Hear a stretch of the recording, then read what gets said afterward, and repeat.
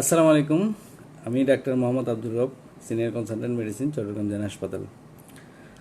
আজকে আপনাদের সামনে আবার উপস্থিত হলাম। দুইটাই বিষয়ে কথা বলবো। প্রথমত হচ্ছে চট্টগ্রামের করোনা আপডেট, এখন কি পরিস্থিতি সেটা নিয়ে কিছুটা কথা বলবো। আর একটু কথা বলবো ট্রিটমেন্ট নিয়ে, আমরা কিভাবে ট্রিটমেন্ট করছি বা বর্তমানে সারা বিশ্বে করোনা ভাইরাসের যারা অ্যাফেক্টেড তাদের কী ট্রিটমেন্ট করা হচ্ছে এবং ট্রিটমেন্টগুলির সাফল্য আসলে কেমন সেটা নিয়ে একটু কথা বলবো। প্রথমে একটু আপডেট জানাই। আপনারা জানেন যে সারা বিশ্বে প্রায় 2 লাখেরও বেশি মানুষ মৃত্যুবরণ করেছেন এবং প্রায় 30 লক্ষের উপরে মানুষ কিন্তু আক্রান্ত। সারা বাংলাদেশে কিন্তু 6,000-এর উপরে মানুষ আক্রান্ত এবং চট্টগ্রামে এখন পর্যন্ত 65 জন মানুষ আক্রান্ত। গতকাল আপনারা দেখেছেন যে চট্টগ্রামে 11 জন মানুষের পজিটিভ রেজাল্ট এসেছে, যদিও তার মধ্যে 2 জন কিন্তু আগেই পজিটিভ, যারা আমার ওয়ার্ডে ভর্তি আছে, হাসপাতালে ভর্তি আছে। তো সেক্ষেত্রে আমরা তাহলে নতুন পেশেন্ট ধরবো আসলে 9 জন, যে 9 জন পজিটিভ গতকালকে। এবং পরশু দিন আপনারা দেখেছেন 6 জন পজিটিভ, 7 জন পজিটিভ।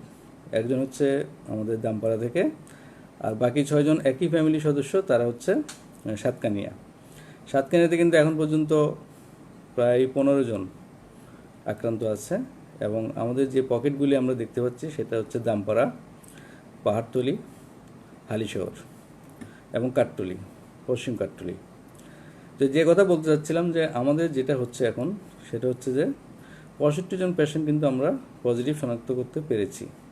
আমরা যদি একটু তাকাই যে আমাদের রিয়েল চিত্রটা কী, মানে চট্টগ্রামে এই চিত্রটা কতটা সঠিক, আমি একটু বিশ্লেষণে যাই। সেটা হচ্ছে যে গতকালের কথাই বলি। গতকাল বিআইটিআইডিতে 100টি নমুনা পরীক্ষার রেজাল্ট দিয়েছে, তার মধ্যে আমাদের চট্টগ্রামে 9 জন পজিটিভ। আমি হিসাব করে দেখেছি চট্টগ্রাম থেকে টেস্ট হয়েছে মাত্র 35টি, বাকিগুলি সব অন্য ডিস্ট্রিক্টের। আমাদের পার্শ্ববর্তী রাঙ্গামাটি, পার্বত্য এলাকা, খাগড়াছড়ি, লক্ষ্মীপুর, ফেনী, নোয়াখালী, এসব জায়গার টেস্ট, বাকিগুলি আমাদের 35টি টেস্ট। যদি আমরা 35টি টেস্টের মধ্যে যদি 9 জন পজিটিভ পাই তাহলে কিন্তু এটা 25%। তাহলে শতকরা 25 জনের আমরা কিন্তু পজিটিভ পাচ্ছি। তো টেস্টের সংখ্যা যদি আমাদের আরও বেশি হতো, আমরা যদি চট্টগ্রামে 500 টেস্ট করতে পারতাম তাহলে রেজাল্টটা কী হতো সহজেই অনুমেয়। 25% না হোক, কিন্তু তার চেয়ে এখন যে রেজাল্টটা আমরা পাচ্ছি তার চেয়ে কিন্তু অনেক বেশি হবে। তাহলে রোগীর সংখ্যাটা আসলে যে সংখ্যাটা আমরা পাচ্ছি, সংক্রমণের যে হারটা আমরা দেখতে পাচ্ছি, এটা কি আসলেই সঠিক? আমরা এটাও দেখছি যে আমাদের স্যাম্পল কিন্তু জট, বিআইটিআইডি বলছে যে ওনাদের 1000-এর বেশি স্যাম্পল মানে পড়ে আছে, টেস্ট করানো যাচ্ছে না। সেই 1000টি স্যাম্পল আমরা দেখতে পাচ্ছি হয়তো 5 দিন আগের বা 4 দিন আগের, অনেকগুলি স্যাম্পল হচ্ছে 6 দিন আগের। সেই স্যাম্পলগুলি কীভাবে কালেকশন করা হচ্ছে, কীভাবে টেম্পারেচার মেনটেন করে ওখানে পৌঁছাচ্ছে, প্রসেসিং কীভাবে হচ্ছে এবং ফ্রিজে রেখে যে টেস্টগুলি করা হচ্ছে, কিছুটা কিন্তু শঙ্কা আমাদের আছে যে টেস্টগুলির সত্যতা কতটুকু আসলে হতে পারে। সেটাও যদি আমরা ধরে নিই যে সবগুলি টেস্ট পজিটিভ, মানে ভালো হয়েছে, মানে এখানে কোনো ধরনের কিছু হয়নি, সেক্ষেত্রে কিন্তু আমরা দেখতে পাচ্ছি আমাদের 25% কিন্তু আমাদের সংক্রমণ। এখন চট্টগ্রামের যে অবস্থায় আমরা দাঁড়িয়েছি সেটা কিন্তু আমরা সঠিক চিত্রটা বলতে পারছি না যে সামাজিক সংক্রমণের হার কেমন। এর মধ্যে কিন্তু আমাদের গার্মেন্টস ইন্ডাস্ট্রিগুলি খুলে গিয়েছে। চট্টগ্রামের ইপিজেটা আপনারা দেখেছেন, অনেক মানুষ কিন্তু এই কর্মক্ষেত্রে প্রবেশ করছেন বা একযুগে কর্মক্ষেত্র থেকে বাইর হচ্ছেন। এটা কিন্তু ভবিষ্যতে আমাদের আজ থেকে 7 থেকে 14 দিন পরে কিন্তু আমরা এক ধরনের কিন্তু সংক্রমণের হার বৃদ্ধি পাওয়ার একটা আশঙ্কা করছি। আমাদের চট্টগ্রামে কিন্তু এই জিনিসগুলো আমাদের দেখতে হবে। যদি চট্টগ্রামের মানুষকে সংক্রমণের হার কমাতে চাই তাহলে কিন্তু আমাদের অনেক অনেক বেশি টেস্ট করে আমাদের আইসোলেশনে নিয়ে যেতে হবে, যাতে অন্যদের কাছে সংক্রমণ করতে না পারে। এখন একজন প্রশ্ন করেছেন গ্যাস্ট্রো করোনা ভাইরাস কি, এটার সাথে কি জ্বর আর কাশি থাকবে, যদি পেট ব্যথা হয় এটা কী ধরনের সমস্যা? আপনারা এটা আগে শুনেছেন যে মূল লক্ষণগুলি হচ্ছে কিন্তু শ্বাসনালীর সংক্রমণ বা ফুসফুসের সংক্রমণ, যে তাদের জ্বর হবে, ফুসফুসে কাশি হবে, শ্বাসকষ্ট হবে এবং কারো কারো ক্ষেত্রে আমরা দেখেছি যে ডায়রিয়া হতে পারে।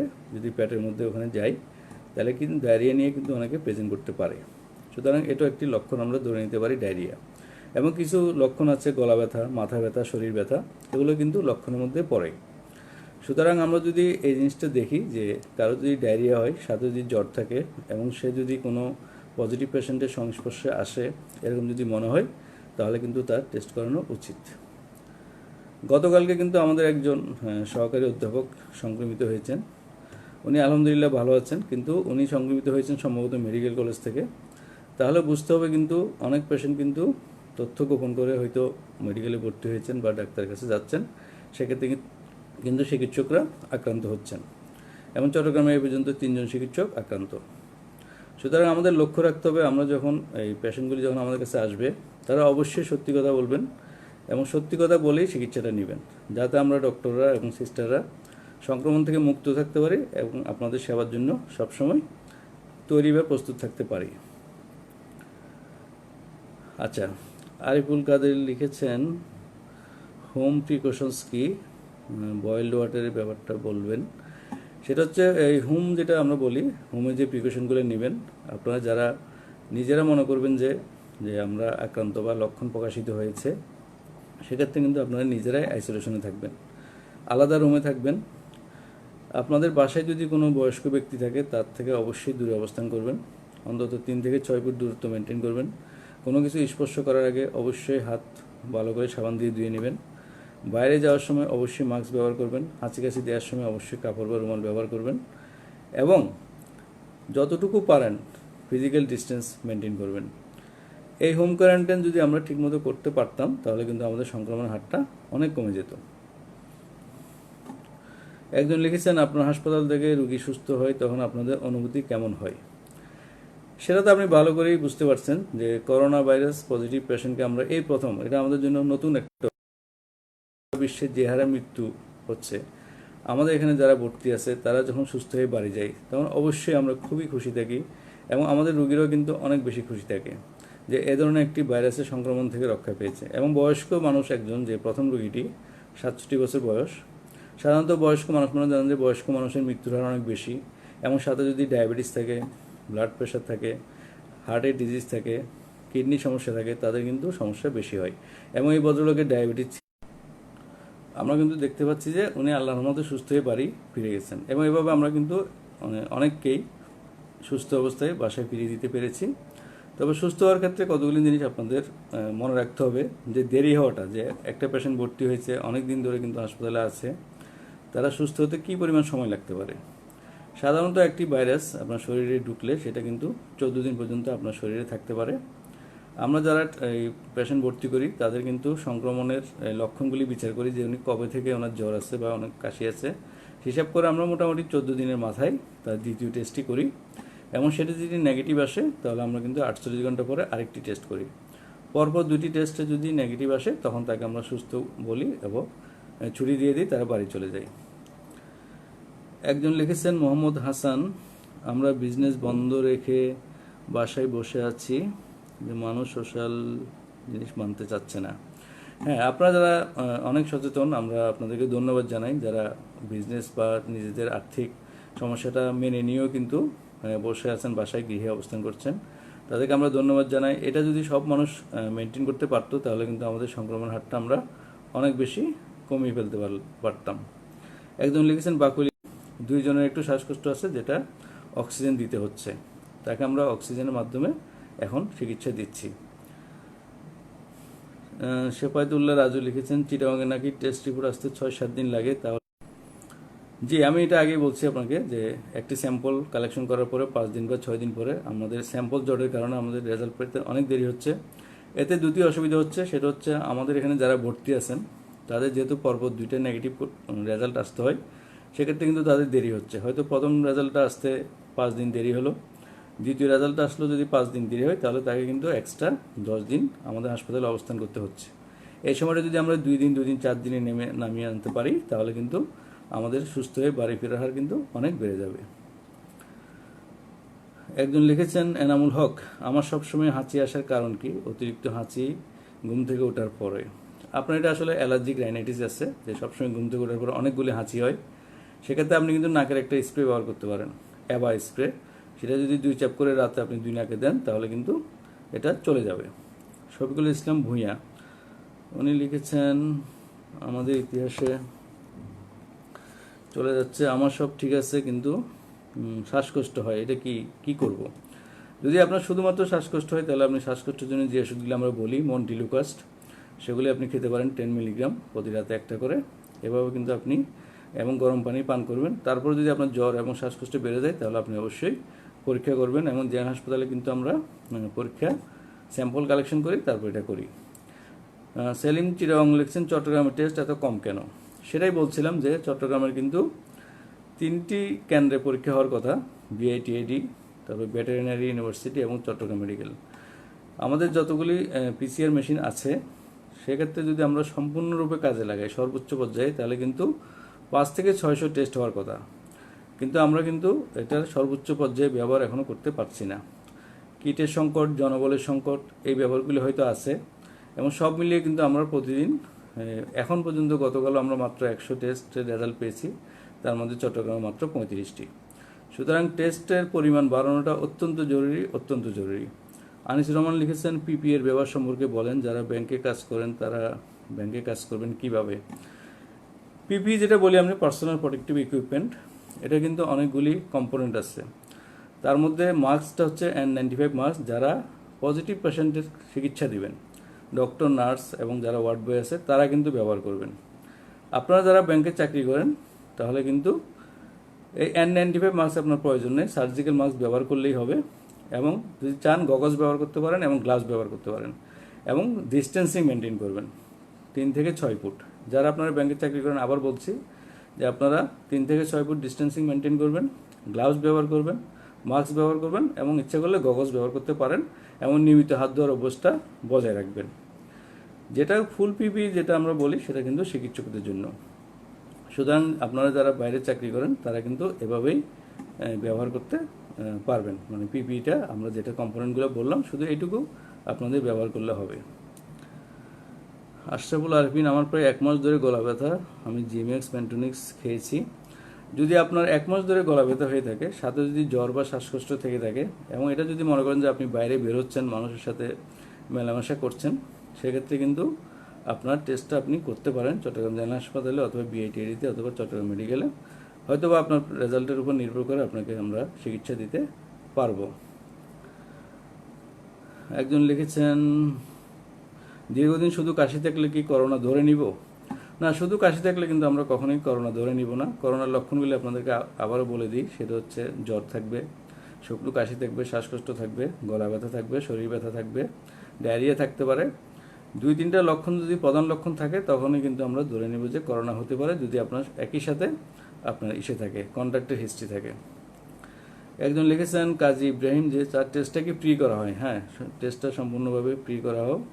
একজন লিখেছেন শফিকুল ইসলাম ভূঁইয়া, সন্দীপের আমিনী রসুল সাহেব এখন কেমন আছেন? হ্যাঁ, আলহামদুলিল্লাহ। সন্দীপের আপনার যে পরিচিত পেশেন্ট, আমারও পরিচিত পেশেন্ট, সে কিন্তু এখন আলহামদুলিল্লাহ ভালো আছে, তার এক্স রে রিপোর্টটিও ভালো আছে।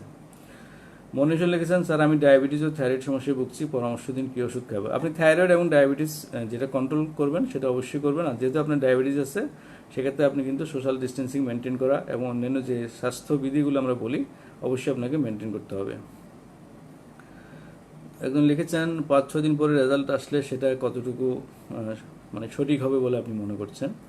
সেটা হচ্ছে আমরা যদি কতগুলি প্রক্রিয়া যদি আমরা ফলো করি, যে স্যাম্পল কালেকশন পরে সেটা যদি আমরা আইস বক্সে যথাযথ টেম্পারেচার মেনটেন করে সেটা ট্রান্সপোর্ট করি এবং এটা যদি আমরা প্রসেসিংটা 24 ঘন্টার মধ্যে করি এবং প্রসেসিং করে সেটা যদি আমরা ডিপ ফ্রিজে কম তাপমাত্রায় রেখে দিই তাহলে কিন্তু ডিপ ফ্রিজও এটা 3 থেকে 4 দিন ভালো থাকে।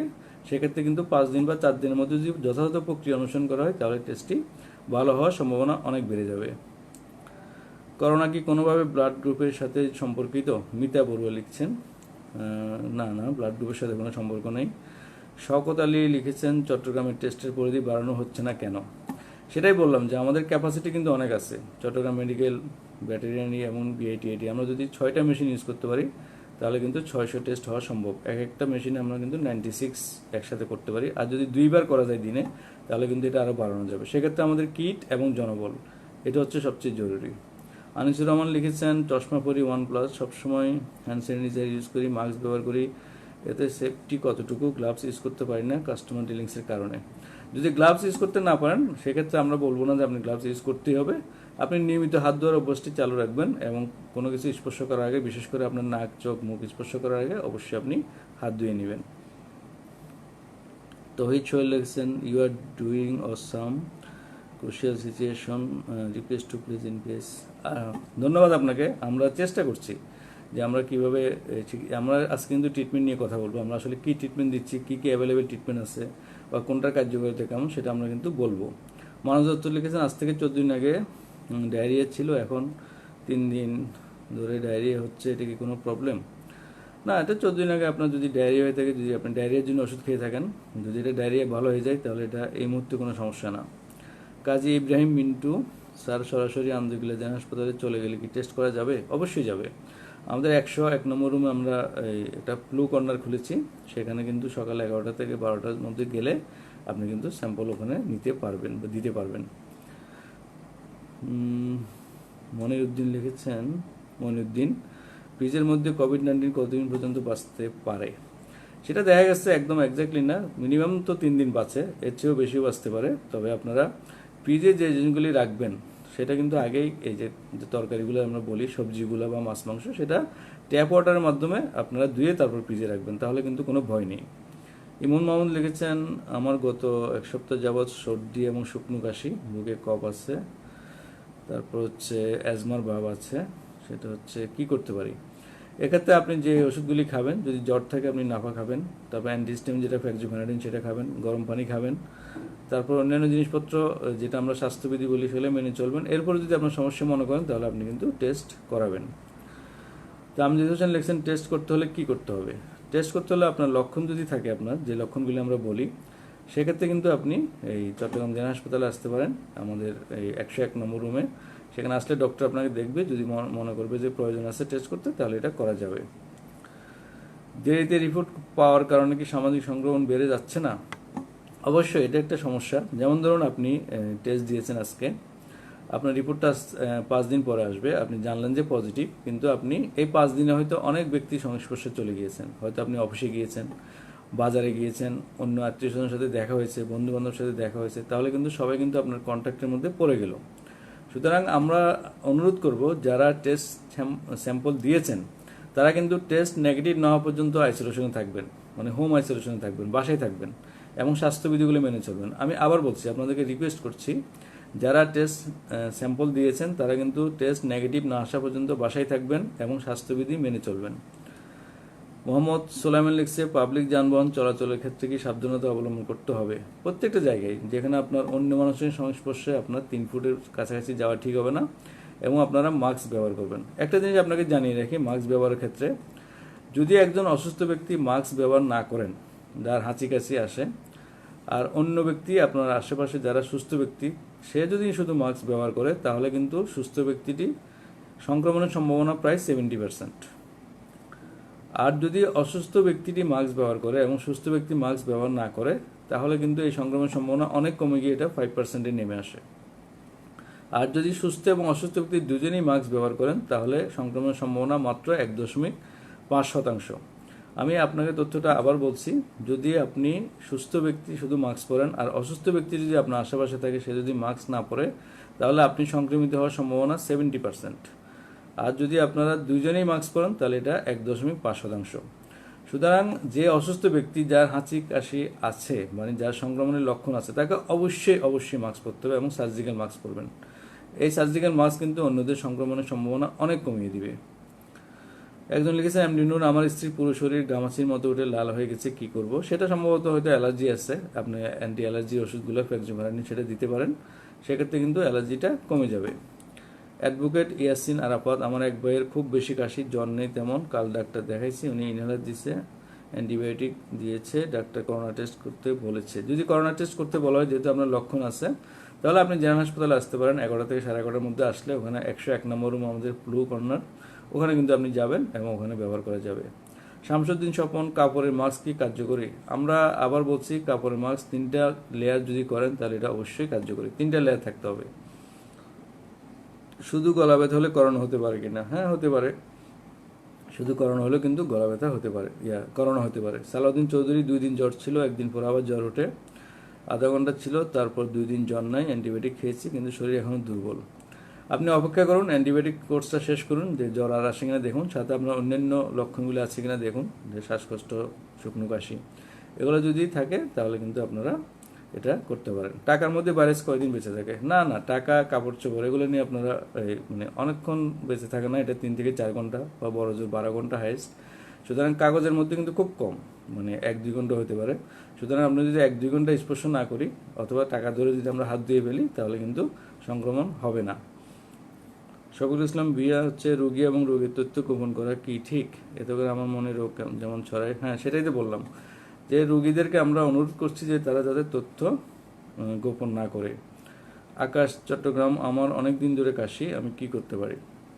যদি আপনার অনেক দিন ধরে কাশি হয় সেক্ষেত্রে কিন্তু আপনি কাশির ওষুধ খেতে পারবেন, মন্টিলুকাস গ্রুপের ওষুধ খাবেন, গরম পানি খাবেন বারবার। এরপরে যদি আপনার জ্বর আসে বা শ্বাসকষ্ট হয় অথবা এমন হয় যে আপনি কোনো করোনা রোগী, পজিটিভ রোগীর কাছাকাছি গিয়েছেন বা এরকম কিছু হয়, তাহলে আপনি অবশ্যই টেস্ট করবেন। আর রাজীব ভাইয়া, আমার গলার ঠিক মাঝে ব্যথা অনুভব হয়, বড় কোনো সমস্যা কিনা? থাইরয়েড সমস্যা আছে, অগ্রিম ধন্যবাদ।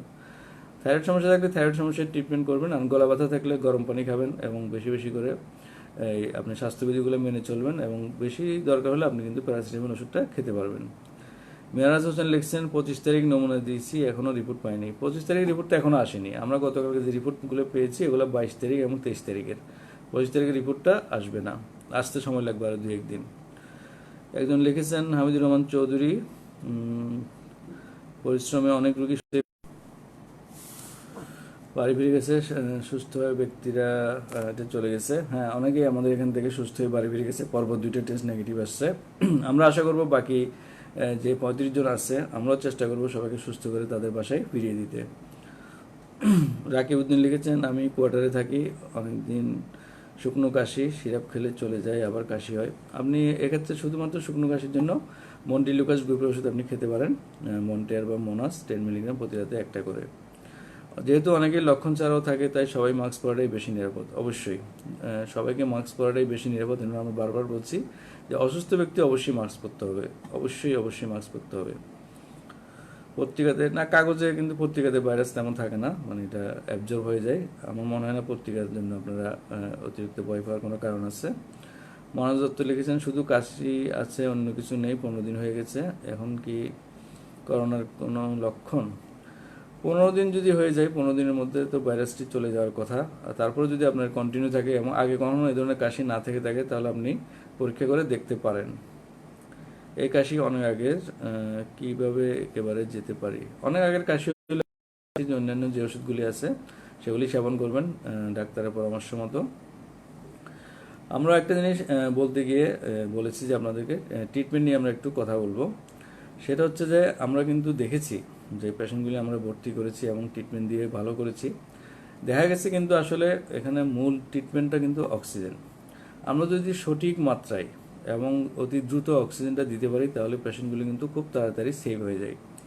আমাদের দুইজন পেশেন্ট যাদেরকে আমরা, তাদের কিন্তু অনেক শ্বাসকষ্ট ছিল, আমরা কিন্তু তাদেরকে 10 লিটার পর্যন্ত, আমরা মিনিটে 10 লিটার পর্যন্ত অক্সিজেন দিয়েছি এবং কন্টিনিউয়াস অক্সিজেন সাপ্লাই দেওয়ার ফলে তারা কিন্তু ফিরে এসেছে এবং ভালো হয়েছে। এখানে বলে রাখি, আপনার আইসিইউ এবং ভেন্টিলেশন সম্পর্কে বলে রাখি, সারা বিশ্বে কিন্তু ভেন্টিলেটরে যাওয়া মানুষজন প্রায় 90% কিন্তু আর ফিরে আসেনি, তারা মৃত্যুবরণ করেছেন। সুতরাং এখন কিন্তু বলছে যে ভেন্টিলেশনে দেওয়াটা চেয়ে আমরা যদি অক্সিজেনটা যদি অন্য উপায়ে, যেমন মাস্ক দিয়ে বা নেজাল ক্যানুলা দিয়ে অথবা অন্য কোনো ডিভাইস দিয়ে যদি আমরা কমপক্ষে আমরা কিন্তু 15 লিটার পর্যন্ত অক্সিজেন দেওয়া সম্ভব, সেটা যদি আমরা দিয়ে থাকি এবং প্রোন কন্ডিশনে দিয়ে থাকি, তাহলে কিন্তু রেজাল্ট অনেক ভালো, ভেন্টিলেটরের চেয়ে অনেক বেশি ভালো।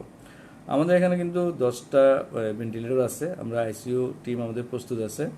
যখন কোনো পেশেন্টের খুব বেশি প্রয়োজন হবে তখন কিন্তু আমরা তাদেরকে ভেন্টিলেটর দিব, কিন্তু আমরা চেষ্টা করব আসলে অক্সিজেন দিয়ে, মানে সঠিক মাত্রায় অক্সিজেন দিয়ে তাদেরকে সারিয়ে তুলতে।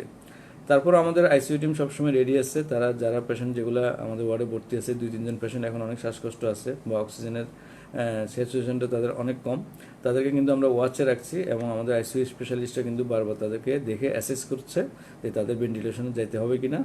তবে আমরা যেটা চাচ্ছি সেটা হচ্ছে, আমরা এখন সারা বিশ্বে যেটা ভেন্টিলেশনে কিন্তু দিচ্ছে না, যে ভেন্টিলেশনে যাওয়াচ্ছে কিন্তু অক্সিজেনের পরিমাণটা যদি আমরা বাড়িয়ে দিতে পারি সেক্ষেত্রে কিন্তু আমরা বেশি সাফল্য পাচ্ছি। এবং আমিও কিন্তু আমার হাসপাতালে এটা দেখেছি, আমি 2-3 জন পেশেন্ট এটা দেখেছি যে আমি যত যত বেশি তাদেরকে সাফল্যজনকভাবে বেশি পরিমাণে অক্সিজেন দিতে পেরেছি, তারা কিন্তু খুব দ্রুত সুস্থ হয়ে গেছে। শিমুলদে লিখেছেন টেস্ট দিন দিন কম কেন? ওই যে বললাম, হয়তো জনবলের অভাব বা কিটের সংকট বা আমাদের যে ট্রান্সপোর্ট, সেটা সংকটের কারণে হতে পারে। আমরা কিন্তু সেন্টারগুলো আরও বাড়াতে পারি, মেশিন আরও বাড়াতে পারি, জনবল আরও বাড়াতে পারি, এবং কিটের অ্যাভেলেবিলিটি যদি বাড়াতে পারি, তাহলে চিটাগাংয়ে কিন্তু 600-700 টেস্ট করা সম্ভব। কাউসার হোসেন লিখেছেন জ্বর আছে, কিছুটা হয়ে থাকছে, আমার পড়া যাচ্ছে না। একজন লিখেছেন যে গলা ব্যথা ছিল, লবণ মিশ্রিত গরম পানি দিয়ে গার্গল করার পর ব্যথা সেরে গেছে। যদি সেরে যায় তাহলে আপনারা অপেক্ষা করুন যে অন্য কোনো সমস্যা হয় কিনা। তো আমি যদি লিখেছেন গত 3 দিন হালকা জ্বর, কী করতে পারি? হালকা জ্বর হলে বললাম যেটা হচ্ছে গরম পানি খাবেন, নাপা ট্যাবলেট খাবেন, সেটা করতে পারেন। এমডি মিজানুর রহমান লিখেছেন আমি অনেক দিন যাবৎ কাশি, মন্টিয়ার খাচ্ছি তবুও কমছে না, কি করা লাগবে? যদি মন্টিয়ার না কমে, আপনি ইনহেলার ব্যবহার করতে পারেন। যে আমাদের যে স্টেরয়েড ইনহেলারগুলি আছে, টিকামাইড, বেক্সিটোলেপ, এগুলো কিন্তু ব্যবহার করতে পারেন। থুতু বা কফ ছাড়া করোনা সংক্রমণ হয় কিনা সম্ভবত এটা জানতে চাচ্ছেন। আমি আপনাদেরকে আবারও বলে রাখছি, সেটা হচ্ছে যে আপনারা কিন্তু যে প্রশ্নগুলি করছেন, আমি কিন্তু পরে একসময় যাদেরকে অ্যান্সার দিতে পারবো না, পরে কিন্তু আমরা আপনাকে আবার এই অ্যান্সারগুলি দিব, প্রত্যেককে আমরা আলাদাভাবে অ্যান্সার দিব। এবং আজকে এখনও আমরা রিপোর্ট পাইনি, আমরা রিপোর্ট সাধারণত 10টার সময় পেয়ে থাকি। একজন দর্শক আমাকে অনুরোধ করেছিলেন যে প্রতিদিন যাতে আমি আপডেটটা দিই, লাইভে যদিও আসতে না পারি, লাইভে হয়তো আমি 3-4 দিন পর আসতে পারবো, কিন্তু এখন থেকে আমি চেষ্টা করবো রাতের রেজাল্ট আসার পর প্রতিদিন আমার পেজে আপনাদেরকে আপডেটটা দিতে, চট্টগ্রামের কী অবস্থা। আরেকটা ট্রিটমেন্ট আমরা অনেকেই জানতে চেয়েছেন, সেটা হচ্ছে যে প্লাজমা দিয়ে যে ট্রিটমেন্টটা, সেটা সম্বন্ধে একটু বলি, অনেকে জানতে চাচ্ছে। সেটা হচ্ছে প্লাজমা ট্রিটমেন্টটা কিন্তু দেওয়া হয় কিভাবে? সেটা হচ্ছে প্লাজমাতে কিন্তু যে সুস্থ ব্যক্তিটি, যিনি সুস্থ হয়ে গিয়েছেন, ওনার রক্তে যদি অ্যান্টিবডি প্রচুর পরিমাণে থাকে বা যথেষ্ট পরিমাণে থাকে, এটা যদি আমরা নির্ণয় করতে পারি যে করোনা ভাইরাসের বিরুদ্ধে তার শরীরে যে অ্যান্টিবডি তৈরি হয়েছে, যেটা ন্যাচারাল অ্যান্টিবডি, যেটা তার শরীর ইমিউন সিস্টেমের মাধ্যমে তৈরি করেছে, সেটা যদি আমরা নিয়ে অসুস্থ ব্যক্তিকে দিই, তাহলে অ্যান্টিবডিগুলো তখন ভাইরাসের বিরুদ্ধে সাথে সাথে অ্যাকশন করবে এবং ভাইরাসগুলোকে ডেস্ট্রয় করে দিবে। এটা একটা ট্রিটমেন্ট পদ্ধতি। এই ট্রিটমেন্ট পদ্ধতিটা আগেও অনেক রোগের ক্ষেত্রে এটা ব্যবহার করা হয়েছে এবং সেটা কিন্তু ভালো রেজাল্ট দিচ্ছে। ভারতে এটা মনে হয় বেশি ব্যবহৃত হচ্ছে, এবং নিউ ইয়র্কেও আমি শুনেছি যে সেটা তারা ব্যবহার করছে। সুতরাং সেক্ষেত্রে আমাদের কিন্তু লাগবে হচ্ছে অ্যান্টিবডি ডিটেকশন লাগবে, আমাদের অ্যান্টিবডি ডিটেকশনের কিট লাগবে, বা আমাদের প্রসেসটা থাকতে হবে যে আমরা সুস্থ হওয়া ব্যক্তির অ্যান্টিবডিটা কতটুকু আছে, প্রয়োজন মতো আছে কিনা সেটা দেখব। তারপর হয়তো ব্লাড গ্রুপিং মিলাতে হবে অন্য রোগীকে দেওয়ার ক্ষেত্রে। সেক্ষেত্রে কিন্তু আমরা প্লাজমাটা যদি অসুস্থ রোগীকে দেই, সেক্ষেত্রে কিন্তু অসুস্থ রোগী তাড়াতাড়ি সুস্থ হওয়ার একটা সম্ভাবনা আছে। আর হচ্ছে অ্যান্টিভাইরাল ড্রাগ, যেগুলো আপনারা শুনেছেন যে প্যাভিপিরাভির বা এই ধরনের ওষুধগুলো, এগুলো কতটুকু কার্যকরী, এগুলো কিন্তু এখন ট্রায়াল দিচ্ছে। আসলে যেটা হচ্ছে যে যেটা নভেল করোনা ভাইরাস, যেটা একটা নতুন ধরনের ভাইরাস, সারা বিশ্বের বিভিন্ন স্পেশালিস্টরা কিন্তু বিভিন্নভাবে চেষ্টা করছে যে এই বিভিন্ন ট্রিটমেন্ট দিয়ে, যেমন হাইড্রোক্সিক্লোরোকুইন দিয়ে চিকিৎসা হচ্ছে, আমেরিকাতে হচ্ছে, আমরাও দিচ্ছি, এজিথ্রোমাইসিন দিচ্ছে। এক্ষেত্রে কতটুকু সাফল্য, এটা কিন্তু আমরা যদি পুরোটা একটা রিসার্চ হিসাবে নিতে পারি, যে আমরা যদি গবেষণা করে দেখি যে কিছু মানুষকে আমরা ক্লোরোকুইন দিব, কিছু মানুষকে দিব না, এভাবে যদি কম্পেয়ার করতে পারতাম, তাহলে কিন্তু আমরা হয়তো সঠিক তথ্যটা জানতে পারতাম। আরেকটা ট্রিটমেন্ট সম্বন্ধে বলি, যেটা আমরা ইনকর্পোরেট করার চেষ্টা করছি এবং এটা সম্ভবত করতে হবে। সেটা দেখা যাচ্ছে অনেক মানুষ যারা সাডেন ডেথ হচ্ছে, যে শ্বাসকষ্ট হলো, 5-6 দিন জ্বর, হঠাৎ করে একদিন শ্বাসকষ্ট 2-1 দিনের মধ্যে মারা যাচ্ছে, তাদের ক্ষেত্রে বেশিরভাগ সময় দেখা যাচ্ছে যে পালমোনারি অ্যাম্বোলিজমের কারণে তারা মারা যাচ্ছে। পালমোনারি অ্যাম্বোলিজম হচ্ছে যে পালমোনারি যে ফুসফুসের যে রক্তনালীগুলো আছে, সেটা ব্লক হয়ে যাওয়া এই ক্লট দিয়ে। যেমন আমরা হার্ট অ্যাটাকের ক্ষেত্রে দেখি যে হার্টের নালীগুলো, করোনারি আর্টারি, যে হার্টের রক্তনালী, ধমনী যেগুলো, সেগুলো কিন্তু ব্লক হয়ে তখন কিন্তু হার্ট অ্যাটাকটা করে। তখন কিন্তু আমরা কিন্তু একটা ট্রিটমেন্ট দিয়ে থাকি, সেটা হচ্ছে লো মলিকুলার ওয়েট হেপারিন, অ্যানোক্সাফেরিন। আপনারা জানেন যারা হার্টের রুগী আছে, তাদের নাভিতে আমরা সকালে এবং রাতে 12 ঘন্টা পর পর আমরা 5 দিনে 10টা ইঞ্জেকশন দিই, যেটা হচ্ছে লো মলিকুলার ওয়েট হেপারিন, যেটা অ্যানোক্সাফেরিন। এই ওষুধটি কিন্তু আমাদের অ্যাভেলেবেল আছে এবং এটা কিন্তু এখন ব্যবহার করার জন্য বিশেষজ্ঞরা পরামর্শ দিচ্ছেন। হয়তো আমাদের গাইডলাইন এটা চলে আসবে। আমরা যেটা করব, যা বয়স্ক রোগী, যাদের শ্বাসকষ্ট অনেক বেশি, যাদের এই খুব খারাপ হয়ে যাওয়ার একটা সম্ভাবনা থাকতে পারে, অথবা যে কোনো পেশেন্ট, আমরা যদি মনে করি সে একটু বয়স বেশি, তার খারাপ হওয়ার সম্ভাবনা আছে, তাদেরকে কিন্তু আমরা এই ট্রিটমেন্টটা দিতে পারি। এই ট্রিটমেন্টটা দিলে একটা জিনিস হবে যে পালমোনারি অ্যাম্বোলিজমের কারণে এই রুগীটি মারা যাবে না। কারণ বেশিরভাগ রুগী কিন্তু এখন দেখা যাচ্ছে যে এই সমস্যার জন্য মারা যাচ্ছে। তো আমরা ইতিমধ্যে চট্টগ্রাম জেনারেল হাসপাতালে কিন্তু অনেকগুলি ইনজেকশন, যেটা অ্যানোক্সাফেরিন, অলরেডি আমরা লোকালি স্থানীয়ভাবে কিনেছি এবং সরকারের কাছ থেকে চাহিদা দিয়েছি, এবং হয়তো 2-1 দিনের মধ্যে আমরা অনেকগুলি ভায়াল আমরা আনতে পারবো। তো আমরা যদি আমাদের গাইডলাইনে এটা ইনকর্পোরেট করে এবং আমরা যদি দেখি যে এই পেশেন্টে এটা দিলে তার সেভ হওয়ার সম্ভাবনা থাকবে, তাহলে অবশ্যই আমরা এটি ব্যবহার করব। এবং এটা চট্টগ্রাম জেনারেল হাসপাতালে এটা আমরা অলরেডি স্টক করেছি, এবং আমরা যে কোনো সময় হয়তো কোনো রোগীর ক্ষেত্রে এটা আমরা ব্যবহার করে দেখব, ইনশাল্লাহ এটার রেজাল্ট আমরা দেখতে পাবো। সুতরাং চিকিৎসার ক্ষেত্রে আমরা যেটা বারবার বলছি সেটা হচ্ছে বিভিন্ন চিকিৎসা বিভিন্ন জায়গায় ট্রায়াল দেওয়া হচ্ছে। কোনোটাই কিন্তু আপনাকে 100% দিবে না যে আপনি এই ট্রিটমেন্টটা দিলে রুগীটা সম্পূর্ণ সুস্থ হয়ে যাবে। বিভিন্ন ধরনের ট্রিটমেন্ট হচ্ছে এবং প্রত্যেকটারই কিছু কিছু রেজাল্ট পাওয়া যাচ্ছে। সুতরাং আমরা চেষ্টা করব যেই ট্রিটমেন্টটি সবচেয়ে বেশি কার্যকরী সেটা আমরা চালু রাখতে, এবং যে কারণে মানুষজন মারা যাচ্ছে সেটা আমরা এখন নির্ণয় করতে পারছি, এবং এটাও দেখতে পাচ্ছি যে ভেন্টিলেটরে দেওয়া মানুষজন বেশি হারে মারা যাচ্ছে, প্রায় 90% জনে কিন্তু মারা যাচ্ছে। সুতরাং আমরা চেষ্টা করব ভেন্টিলেশনটা অ্যাভয়েড করে আমরা তাদেরকে অক্সিজেন, যেটা আমরা বলছি প্রচুর পরিমাণে অক্সিজেন যাতে আমরা কন্টিনিউস দিতে পারি, সেটা আমরা ব্যবস্থা রেখেছি এবং সেটা আমরা দিব। এবং অ্যানোক্সাফেরিন যেটা বললো লো মলিকুলার ওয়েট হেপারিন, সেটা আমরা ব্যবহার করব, এবং হাইড্রোক্সিক্লোরোকুইন এবং এরিথ্রোমাইসিন সাথে থাকবে। সুতরাং বর্তমানে আমরা এই ট্রিটমেন্টে আমরা চালু রাখবো, অন্য কোনো নতুন ট্রিটমেন্ট আমাদের না আসা পর্যন্ত, যেটা কার্যকরী। সুতরাং আমরা এটাই এখন চালিয়ে যাব। ফজল করিম লিখেছেন আমার সর্দি আছে। সর্দি থাকলে আপনি অ্যান্টিহিস্টামিন জাতীয় ওষুধ খাবেন, ফেক্সোভেনাডিন গ্রুপ, সেটা খেলে আপনি প্রতিদিন একটা করে 120 mg, যদি আপনি অ্যাডাল্ট হন, বয়স্ক ব্যক্তি হন, তাহলে কিন্তু সেটা চলে যাবে। গাজী মোহাম্মদ ইমতিয়াজ নয়ন লিখেছেন টেস্ট করার সহজ উপায় কি? টেস্ট করার সহজ উপায় হচ্ছে আপনি যদি পার্সোনালি হাজির হন। যদি আপনি ফোন করে বাসায় আসতে বলেন তাহলে কিন্তু 2-3 দিন দেরি হবে। জেনারেল হাসপাতাল বা বিআইটিআরিতে আপনি যদি ওখানে পার্সোনালি গিয়ে ওখানে ডক্টর দেখিয়ে টেস্ট করেন, তাহলে ওই দিনই আপনার স্যাম্পলটি কালেকশন হয়ে যাবে। প্রকৃতি দূষর আপনার জন্য অনেক দোয়া রইল। অবশ্যই আপনারা সবাই আমাদের জন্য দোয়া করবেন, শুধু আমার জন্য না, আমার পুরো টিমের জন্য দোয়া করবেন, যারা জেনারেল হাসপাতালে পরিবারের বাইরে থেকে একা জীবনযাপন করে আপনাদের সেবা দিয়ে যাচ্ছেন, তাদের জন্য, সবার জন্য আপনারা দোয়া করবেন। লিখেছেন করোনায় যদি কেউ যেতে হয় ওগুলো আগে যাক, সমাজের ময়লা আবর্জনা পরিষ্কার হোক, আর স্রষ্টার কাছে প্রার্থনা সাধারণ খেটে বা মানুষগুলি বেঁচে যাক। আমরা চাই প্রত্যেকটা মানুষ বেঁচে যাক, করোনার কারণে যাতে মানুষজন মারা না যায়। কারণ একটি পরিবারের একটি সদস্য, সে হয়তো সবচেয়ে একমাত্র আর্নিং মেম্বার, সে মারা গেলে পরিবারটি অনেক বিপদে পড়বে। আমরা চাই না যে কেউ করোনায় মৃত্যুবরণ করুক, আমরা চাইবো যে প্রত্যেকটা মানুষ সুস্থ থাকুক, ভালো থাকুক। ইমতিয়াজ হাসান লিখেছেন রিপোর্ট আসতে যদি 6-7 দিন লাগে, তবে ততদিনে তারা তো অনেককে সংক্রমিত করতে পারে। সেই ব্যাপারে আপনি একটু আগে কথা বলেছি, আরেকজন হয়তো প্রশ্ন করেছিলেন, আমি সেটা বলেছি যে প্রত্যেকটা মানুষকে আমি রিকোয়েস্ট করব, যারা স্যাম্পল দিয়েছেন তারা টেস্ট নেগেটিভ না আসা পর্যন্ত অবশ্যই বাইরে বেরোবেন না, এবং হোম আইসোলেশনে থাকবেন, এবং পরিবারের সদস্যদেরকে কিন্তু আপনারা ডিস্টেন্সিংয়ের মাধ্যমে রক্ষা করবেন। মোহাম্মদ শাহজাহান, চট্টগ্রামের টেস্টের পরিমাণ এত কম কেন? এই প্রশ্নের অ্যান্সার আমি আগেই দিয়েছি, যে আমাদের হয়তো জনবল, মেশিন, ট্রান্সপোর্ট সব মিলে আমাদের এই সমন্বয়হীনতা, সব কিছু মিলিয়ে হয়তো টেস্ট হচ্ছে। তবে এটা দিন দিন বাড়ছে, এবং কয়েকটি জায়গায় একসাথে শুরু হলে আশা করি এই সমস্যা থাকবে না। এখন আমরা দেখতে পাচ্ছি যে আমাদের এই বর্তমান সমস্যাগুলি, যেটা আমরা এখন দেখতে পাচ্ছি সেটা হচ্ছে যে আমরা এখন ভবিষ্যতে কি করব, আগামী 10 থেকে 15 দিন আমাদের জন্য কতটুকু জরুরি আমরা ঘরে থাকা বা আমাদের সব কিছু মেনে চলা। আসলে যেটা হচ্ছে, আপনারা অনেকেই দেখেছেন যে সিঙ্গাপুর ভিত্তিক একটা গবেষণা প্রতিষ্ঠান বলেছে যে মেতেই আমাদের করোনা ভাইরাসের প্রকোপ থেমে যাবে। ওনারা একটা রিসার্চ করেছেন, হয়তো এপিডেমিওলজিক্যাল রিসার্চ। এটা তখনই সত্যি হবে ওনারা যে প্যারামিটারগুলি নিয়েছেন, যে আমরা বর্তমানে যেভাবে টেস্ট করছি বা যে পরিমাণ আক্রান্ত হচ্ছি, সামাজিক সংক্রমণের যে ডাটা ওনারা নিয়েছেন, সেটা কতটুকু সঠিক সেটার উপর কিন্তু নির্ভর করছে।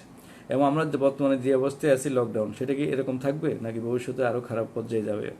আমরা এখন সেক্ষেত্রে কিন্তু আমাদের এই তথ্যটি কাজে লাগবে না। সুতরাং আমরা চেষ্টা করব যে নিজে মানুষ যদি বেঁচে থাকতে পারি করোনা ভাইরাসের সংক্রমণ থেকে, সেটা নিজেরটাই নিজে আপনি করুন, আপনি সচেতন হন, আপনি নিজেকে বাঁচান, তাহলে বাকিরা বেঁচে যাবে। আপনি অবশ্যই কোনো কাজ না থাকলে বাইরে যাবেন না, বাসায় অবস্থান করবেন, এমন যে এটিকেটগুলি আমরা বলি সেটা যদি সম্পূর্ণরূপে মেনে চলেন, তাহলে কিন্তু এই জিনিসটা আর কখনো হবে না। সুতরাং আমরা চেষ্টা করব নিজেই যদি বেঁচে যাই তাহলে আমার পরিবার বাঁচবে এবং অন্যরাও বাঁচবে। মোহাম্মদ আব্দুল করিম লিখেছেন, করোনার ভ্যাকসিন নিয়ে আপনি কতটুকু আশাবাদী, কবে নাগাদ ভ্যাকসিন আসতে পারে? এটা কিন্তু চেষ্টা করা হচ্ছে। বাইরে কিন্তু অলরেডি কিন্তু হিউম্যান ট্রায়াল, যেটা মানে মানুষের শরীরে যে ভ্যাকসিন দিয়ে টেস্ট করা, এটা কিন্তু হয়ে গেছে। কারণ আমরা একটা জানি যে 12 মাস থেকে 18 মাস সময় লাগে কিন্তু একটা ভ্যাকসিন তৈরি করতে। কিন্তু এখন যেহেতু বৈশ্বিক মহামারী, চেষ্টা করা হচ্ছে অতি দ্রুত এটা নিয়ে আসার জন্য। হয়তো অদূর ভবিষ্যতে আমরা 2-3 মাসের মধ্যে ভ্যাকসিনটি হয়তো বা পেতে পারি। সেক্ষেত্রে হয়তো আমাদের দেশে আসতে আরও কিছুদিন সময় লাগবে। তখন কিন্তু আমাদের এই করোনার পরিস্থিতি কেমন থাকবে সেটা আমরা জানি না। তবে যদি আসে ভ্যাকসিন, তাহলে হয়তো সবাইকেই সরকার থেকে ভ্যাকসিনেটেড করা হবে, যাতে ভবিষ্যতে করোনা ভাইরাসের সংক্রমণ থেকে রক্ষা করা যায়। সিরাজুল ইসলাম লিখেছেন, গরম পানি খাওয়া যাবে, বুঝতে পারিনি। মুন্না চৌধুরী, সুস্থ রোগী কি বারবার আক্রান্ত হওয়ার সম্ভাবনা আছে? কিছু কিছু ক্ষেত্রে আছে, যেমন বাইরের দেশেও কিন্তু দ্বিতীয়বার সংক্রমণের সম্ভাবনা মানে হয়েছে, সংক্রমিত হয়েছে, তবে এটা সংখ্যা অনেক কম। যদি আমাদের এই অ্যান্টিবডিটা ঠিকমতো তৈরি হয়, প্রচুর পরিমাণে তৈরি হয়, তাহলে কিন্তু এই অ্যান্টিবডি দিয়ে কিন্তু করোনা ভাইরাসকে সে সংক্রমণ আর হবে না, বা তাকে যদি সংক্রমিত হয়ও সেটার লক্ষণ প্রকাশিত হবে না ভাইরাস। তো মুন্না চৌধুরীর প্রশ্ন ছিল এটা, আশা করি জবাব পেয়েছেন। আরেকজন জানতে চেয়েছেন 28 তারিখের আপডেটটা কি, সেটা আমরা এখনো জানি না আসলে আপডেটটা কি। যেটা আমরা বলতে যাচ্ছি সেটা হচ্ছে কতগুলি গুরুত্বপূর্ণ কথা, অনেকগুলি কথা বলে ফেলেছি এর মধ্যে। তার মধ্যে আমি যদি আরেকটু মানে অর্গানাইজড ওয়েতে বলি, সেটা হচ্ছে যারা আপনারা প্রশ্ন করছেন বা বিভিন্ন সমস্যা তুলে ধরছেন, আমি অবশ্যই সবার জবাব দিব, সেটা একটা কথা। আর দ্বিতীয় কথা হচ্ছে যে চট্টগ্রামের যে বর্তমান পরিস্থিতি আমরা দেখতে পাচ্ছি, সেটা যে আমি প্রথম দিকে বলেছি যে আমরা 35টা টেস্ট করে কিন্তু 9 জন পজিটিভ পেয়েছি। সেক্ষেত্রে আমরা ধরে নিয়েছি যে 25% ডিটেক্টেড হচ্ছে। তো আমরা যদি টেস্ট পরিমাণ অনেক বাড়ে, এটা ডিটেকশনের রেট অনেক বেড়ে যাবে। সুতরাং আমরা যেটা বর্তমান চিত্র দেখতে পাচ্ছি, এটা সম্পূর্ণ সঠিক নয়। সুতরাং এখনও আপনাদেরকে সাবধান থাকতে হবে, সচেতন থাকতে হবে। যে কথাগুলি আমরা বারবার বলছি সেটা আপনাদেরকে মেনে চলতে হবে। এবং আরেকটা জিনিস আপনাদেরকে অনুরোধ থাকবে, সেটা হচ্ছে আমাদের হাসপাতালে যে 35 জন রোগী ভর্তি আছে, তাদেরকে আমরা কিন্তু সর্বোচ্চ সেবা দেওয়ার চেষ্টা করছি আমাদের এই সীমাবদ্ধ ক্ষমতার মধ্যে থেকেও। আমরা যেহেতু সরকারি হাসপাতালে চাকরি করি, এখানে কিন্তু একটা বাজেট আছে, রোগীদের জন্য আলাদা বাজেট আছে, সব কিছু কিন্তু আমাদের সরকারি হাসপাতালে যে সুযোগ সুবিধা সেইটুকু আমরা কিন্তু সর্বোচ্চ পর্যায়ে তাদেরকে দিতে পারবো। কেউ যদি কোনো কমপ্লেন করে থাকে কোনো রোগী ফেসবুকের মাধ্যমে বা অন্য কোনো কারণে, আপনাদের কাছে অনুরোধ থাকবে আপনারা এটা সত্যতা যাচাই করবেন। দরকার হলে প্রথমেই আমাকে জিজ্ঞাসা করবেন। যদি সমস্যা থেকে থাকে, সত্যি সত্যি কোনো সমস্যা বা অব্যবস্থাপনা থেকে থাকে, সেটা আমি সাথে সাথে ঠিক করবো ইনশাল্লাহ। যতটুকু সম্ভব আমরা কিন্তু আপনাদেরকে সেবা দিব। কিন্তু আপনারা কোনো একটা খবর যাচাই না করে এটাকে ভাইরাল করবেন না, শেয়ার করবেন না, আগে জেনে নেবেন সত্যতা কতটুকু। কারণ এর মধ্যে কিন্তু দু একটা ঘটনা অলরেডি ঘটেছে এবং সেটা সত্যতা ছিল না। সুতরাং মানুষের মধ্যে এই ধরনের নেগেটিভ অ্যাটিচিউডটা যাতে না আসে, যে চিকিৎসা আমরা যারা দিচ্ছি, চিকিৎসকদের প্রতি, হাসপাতালের প্রতি আপনাদের কিন্তু বিশ্বস্ততা থাকতে হবে। এবং এই বিশ্বাসটুকু আমরা রক্ষা করতে বদ্ধপরিকর, যে চট্টগ্রাম জেনারেল হাসপাতালে পজিটিভ রোগী আসলে সে ভালো সেবা পাবে এবং সুস্থ হয়ে বাড়ি ফিরে যাবে, এই আশ্বাসটুকু অবশ্যই ইনশাল্লাহ আপনাদেরকে আমরা দিতে চাই। যে রোগীর চিকিৎসাটা এখানে মুখ্য। হয়তো খাবার দাবার নিয়ে কোনো একটা সমস্যা থাকতে পারে, সেটা থাকতেই পারে, আমাদের যে কোনো হাসপাতালে যে কোনো জায়গায় এই সমস্যা থাকে। আর এখন যে সময়, সে সময়ে কিন্তু আমাদের কিছু কিছু সমস্যা থাকবে। অনেক দোকানপাট খোলা নাই, অনেক মার্কেট খোলা নাই, মানে চাইলে হয়তো আমরা ইনস্ট্যান্ট অনেক কিছু দিতে পারি না। কিন্তু আমরা চিকিৎসার ক্ষেত্রে কোনো আমরা গাফিলতি করছি না এবং আমরা সর্বোচ্চ পর্যায়ে চিকিৎসা দিয়ে যাচ্ছি। সুতরাং আস্থাটা আপনারা আমাদের উপর রাখুন। আমরা চাইবো যে ইনশাল্লাহ যতগুলো রোগী ভর্তি হয় তাদেরকে সর্বোচ্চ সেবা দিয়ে আমরা ভালো করে তাদের পরিবারের কাছে ফিরিয়ে দিতে চেষ্টা করব। ইতিমধ্যে আপনারা জেনেছেন আমরা 11 জন রোগীকে, 13 জন রোগীকে চট্টগ্রামে আমরা সুস্থ করে তাদের পরিবারের কাছে ফিরিয়ে দিয়েছি। সুতরাং আমরা চেষ্টা করে যাচ্ছি যে প্রত্যেকটা মানুষকে সুস্থ করে তাদের পরিবারের কাছে ফিরিয়ে দিতে। সেক্ষেত্রে আপনাদের সহযোগিতা আমাদের খুবই প্রয়োজন। আপনাদের সাহস দিতে হবে, আমাদেরকে সহযোগিতা করতে হবে। যে কোনো কিছু আপনারা না জেনে ভাইরাল করবেন না, কোনো কিছু শেয়ার করবেন না এমনভাবে যেটা মানুষের আস্থা নষ্ট হয়। এবং আমাকে অবশ্যই জানাবেন যদি কোনো অসুবিধা থাকে, আমি আপনাকে বললাম আমাকে জানাবেন, আমি এটা সর্বোচ্চ সমাধান করার চেষ্টা করব। এর মধ্যে যতগুলি সমস্যা অ্যারাইজ করেছে আমি কিন্তু আস্তে আস্তে প্রত্যেকটা সমস্যার সমাধান করেছি এবং ইনশাল্লাহ ভবিষ্যতে করব। সুতরাং চট্টগ্রামের যে চিত্রটা আপনাদেরকে বললাম, সেটা আপনারা ধরে নেবেন যে এই চিত্রটা আসল চিত্র নয়। সুতরাং আপনারা প্রত্যেকটা মানুষ সচেতন থাকবেন, ভালো থাকার চেষ্টা করবেন। আর ট্রিটমেন্ট নিয়ে যে কথাগুলি বললাম, সেটা হচ্ছে মুদ্রা কথা হচ্ছে আমাদের ট্রিটমেন্টের মূল অংশ হচ্ছে অক্সিজেন। এটা আমি আবারও বলছি আপনাদেরকে, অক্সিজেন। এই অক্সিজেন সাপ্লাইটা আমাদেরকে সঠিক সময়ে সঠিকভাবে সঠিক মাত্রায় যদি আমরা দিতে পারি তাহলে রোগীগুলো অবশ্যই সেভ হবে। ভেন্টিলেটর কিন্তু তেমন কোনো সমাধান নয়, ভেন্টিলেটরের মানুষ কিন্তু মৃত্যুর হার অনেক বেশি। সুতরাং আমরা চেষ্টা করব এই অক্সিজেন এবং অন্যান্য চিকিৎসার মাধ্যমে রোগীদেরকে সেবা দিতে।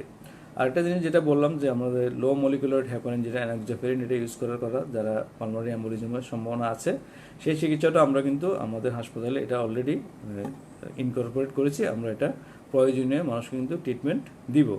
সুতরাং আপনাদের আস্থাটুকু আমাদের প্রতি রাখুন, বিশ্বাস রাখুন। আমরা চেষ্টা করে যাচ্ছি সর্বোচ্চ পর্যায়ে। কোনো কিছু যদি সমস্যা হয় সেটা আমাকে জানাবেন, এমন যারা আপনারা প্রশ্ন করছেন তাদের উত্তর আমি দিব। আর প্রতিদিন যদি লাইভে নাও আসতে পারি, আমি চেষ্টা করবো আপনাদের চট্টগ্রামের আপডেটটা পোস্টের মাধ্যমে তথ্যগুলি জানাতে, বা প্রয়োজনীয় কোনো তথ্য যদি হঠাৎ করে প্রয়োজন হয় আপনাদেরকে জানানো দরকার, তো সেটা আমি পোস্টের মাধ্যমে আপনাদেরকে অবশ্যই জানিয়ে দেবো ইনশাল্লাহ। তো সুতরাং চিকিৎসার ক্ষেত্রে যে পরিবর্তনগুলি আসতেছে সেটা আমরা কিন্তু সাথে সাথে নিচ্ছি, যেটা যদি অথেন্টিক হয় এবং সেটা যদি রোগীর জন্য কল্যাণকর হয় সেটা আমরা অবশ্যই নিব।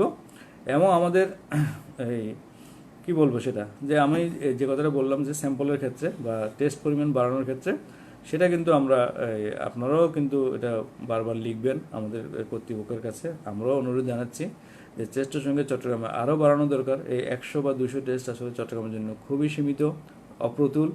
আমরা চাইব অন্তত পক্ষে 600 বা 700 টেস্ট প্রতিদিন হোক। আমাদের পিসিআর ল্যাবে যেহেতু সময় লাগে, আমরা যদি 600 থেকে 700 টেস্টও যদি প্রতিদিন করতে পারি তাহলে কিন্তু আমরা একটা সত্যিকারের চিত্র পাবো। সত্যিকারের চিত্রটা এখানে খুব জরুরি। যেটা প্যান্ডেমিক, যেটা মহামারী, সেখানে কিন্তু আমাদের অ্যাজামশনটা, প্রেডিকশনটা সত্যি হতে হবে যে আমাদের সংক্রমণের হার কেমন, সামাজিক সংক্রমণের হার কেমন, এবং কতদিন এটা কন্টিনিউ করতে পারে। এই যে একটা হিসাব, কতদিন আপনাকে লকডাউনে থাকতে হবে, কতদিন আপনাকে এই ডিস্টেন্সিং মেনটেন করতে হবে, কতদিন আমরা সাবধান থাকবো, এই হিসাবটুকু কিন্তু আমাদের প্রত্যেকটা জায়গায় কিন্তু জরুরি, সঠিক তথ্যটা জরুরি। সুতরাং ডেটাটা যদি আমরা ঠিক মতো না পাই তাহলে কিন্তু আমাদের প্রেডিকশনটা ভুল হবে, এবং ভুল হলে সেটা কিন্তু সর্বনাশ হয়ে যাবে সবার জন্য। সুতরাং আপনারা যারা আমাকে শুনছেন তাদেরকে অনুরোধ করব যে আমার কথাগুলো মেনে চলার চেষ্টা করবেন, নিজে একটু সচেতন থেকে নিজেকে রক্ষা করবেন। যদি আপনি নিজে রক্ষা পান তাহলে আপনার পরিবারের সদস্যরা রক্ষা পাবে, পরিবারের সদস্যরা রক্ষা পেলে আপনার সমাজ এবং আমাদের দেশ রক্ষা পাবে। আমরা আশা করব ইনশাল্লাহ, এখন পবিত্র রমজান মাস, আপনারা সবাই রোজা রাখছেন আমি জানি। দোয়া করবেন সবার জন্য, নিজের জন্য, পরিবারের জন্য এবং আমাদের জন্য, যাতে অতি দ্রুত আল্লাহ তাআলা আমাদের এই বিপদ থেকে রক্ষা করেন। আমরা যারা ডাক্তাররা, চিকিৎসকরা, নার্সরা পরিবার থেকে দূরে থেকে এই লড়াইটা চালিয়ে যাচ্ছি, তাদের মানসিক শক্তিটা খুব জরুরি। আপনারা কিন্তু আমাদেরকে এই মানসিক শক্তিটা যোগান দিবেন, সাহস দিবেন এবং আমাদেরকে সহযোগিতা করবেন। তো এই পর্যন্তই আজকে থাকলো। আমরা যারা প্রশ্ন করেছেন তাদের প্রশ্নগুলির জবাব আমি দিব ইনশাল্লাহ। এবং আপনারা সবাই সুস্থ থাকুন, ভালো থাকুন, এই দোয়া করি এবং আল্লাহর কাছে প্রার্থনা করি, সৃষ্টিকর্তার কাছে প্রার্থনা করি যে আমাদের চট্টগ্রাম সহ আমাদের দেশ যাতে অতি দ্রুত এই মহামারী থেকে মুক্ত হয়। আমরা চেষ্টা করব ইনশাল্লাহ। আর আমাদের যে চেষ্টাটা থাকবে চিকিৎসক হিসেবে, চট্টগ্রাম জেনারেল হাসপাতালের যে আমার টিমে যারা আছে তারা সবাই কিন্তু খুব ভালো কাজ করছে। আশা করতেছি আমরা যাতে সুস্থ থেকে আপনাদের সেবা দিয়ে দিতে পারি, সেজন্য আমাদের জন্য দোয়া করবেন। ধন্যবাদ সবাইকে। আসসালামু আলাইকুম। আজকে এই পর্যন্তই। ভালো থাকুন, সুস্থ থাকুন এবং আপনারা অবশ্যই বাসায় থাকুন, সচেতন থাকুন।